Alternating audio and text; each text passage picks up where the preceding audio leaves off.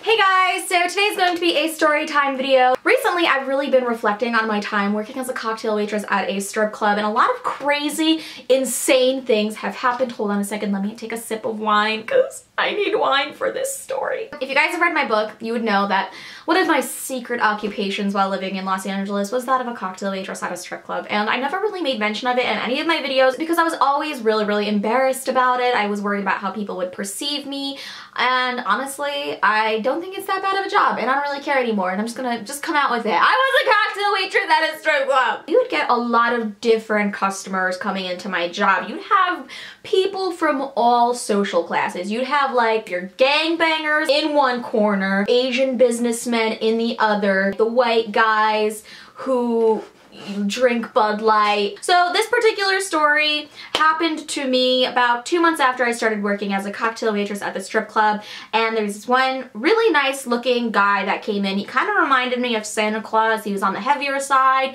He was very gray, older guy, like legit looked like Santa Claus. So I walked over to him with my tray and I asked him like if he needed anything, if he would like a drink, and he said, "Listen honey, I really just like want to talk and sit down to somebody." I'm like, well that's great because that's what all these half-naked lovely ladies are here for. They're here for your pleasure and enjoyment, and one of them would surely gladly sit down next to you and let you cry on her boobies for like an extra $20. But no, he was like, "But I really like you, you seem really sweet." And I'm like, yeah, that's probably because I have like a lot of clothes on compared to everybody else. The guy hands me a $100 bill and he's like, "Please sit next to me, I really just want to chit chat." And I'm like, oh, I can't really stay long. I have to act like I'm doing my job. Like I have to walk around and ask people what they want for drinks. I look around, I see that the other girls are, you know, busy taking care of the other customers, and my manager isn't anywhere in sight, so I'm like, okay, I'm just gonna go and sit down and talk to this guy. I sit down and we get to talking, and I can't tell if he's like really intoxicated or if like that's just how he is. We keep on talking and he seems really upset about something, so I'm just like, what's wrong? Like, are you okay?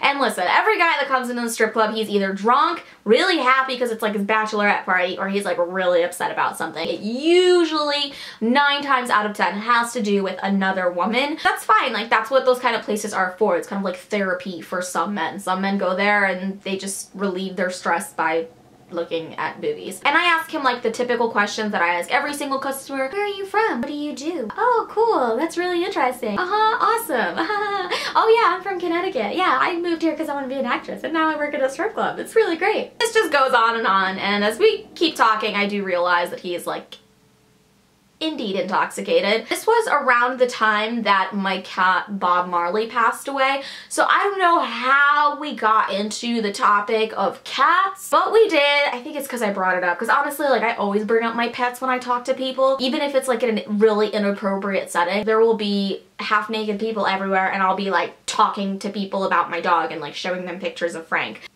So we get to talking about my cat and how my cat died. Something struck a chord in this big burly Santa Claus looking man, and he started tearing up. And I'm immediately taken aback like, okay, this is incredibly awkward. I give him like a hug kind of. I'm patting his back and I'm like, it's okay, like what's wrong? You could talk about it. And this man is like, I just lost my child recently. So I'm like, I'm really sorry about you losing your child. Like that is absolutely devastating. I don't know how we made the transition from talking about my dead cat to like your dead child. And he's like, can I show you my kid? And I'm like, yeah, sure, let me see your child. So he whips out his phone and he shows me a picture of the fattest cat I've ever seen in my life. Immediately I was relieved. I was like, oh my god, I thought this was gonna be like way worse. I thought you were gonna show me like a baby or something. I was just very caught off guard because this very big manly looking man was just crying his eyes out about this like fluffy cat. At that point I was like, I gotta get out of here. I gotta go. Bye, I'll see you never.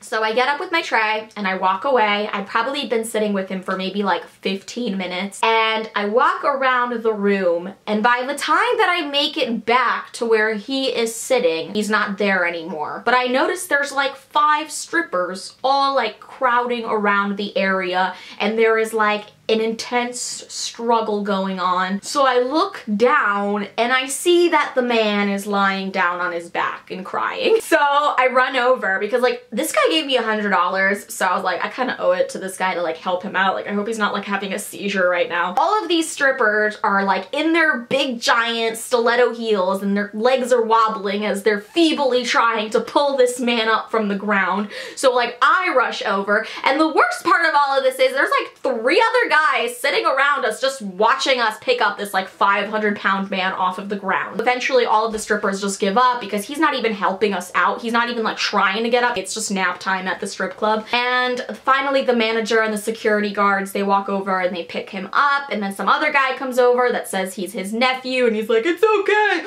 my uncle just has really bad knees. And I'm like, listen boy, this man's got more problems than just bad knees. So they escort him out, and yeah, that was definitely interesting. So yeah, that is my crazy strip club story. Thank you guys for watching my video. Make sure to like this video and to subscribe to my channel, and I'll see you guys in my next video. Bye!